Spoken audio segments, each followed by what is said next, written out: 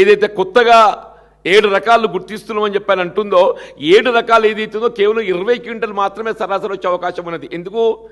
దానికి చీడ పురుగు ఆశించేటువంటి అవకాశం ఎక్కువ ఉంది. దానికి ఈ పెస్టిసైడ్స్ ఎక్కువగా వాడాల్సి వస్తుంది.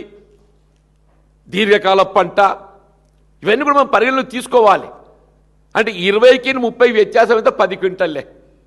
ది అదర్ వెరైటీస్ అర్లియర్ పబ్లిష్డే 33 రకాలు ఏవైతున్నాయో 7 రకాలు పోతే మిగతా రకాలు ఉన్నాయి కదనే. ఆ 26 రకాలు ఉన్నాయి కదా, ఇంక 26 రకాలు అవి దాదాపు 30 క్వింటల్ వస్తాయి. 30 క్వింటల్కి 20 క్వింటల్ మధ్య వ్యత్యాసం 10 క్వింటల్. 10 క్వింటల్ అంటే ప్రభుత్వం మద్దతు ధర మనం లెక్కకు తీసుకుంటే 2470 రూపాయలు ఎంత ఉన్నది ఇప్పుడు. 2470 రూపాయలు అని చెప్పంటే ఇంటూ 10 24,700 రూపాయలు.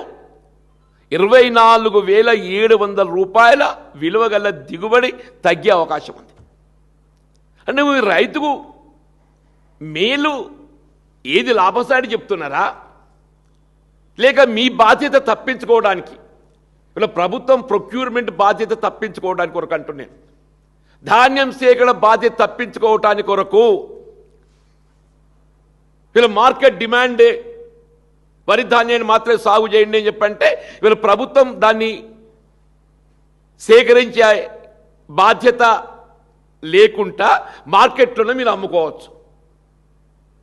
మీదే అది ఏదైతుందో మార్కెట్ డిమాండ్ ఎట్టుంటుందో మేము చెప్పలేం. మరి ప్రభుత్వం దాన్ని సేకరించాలని చెప్పంటే ప్రభుత్వం మీద బాధ్యత పడుతుంది.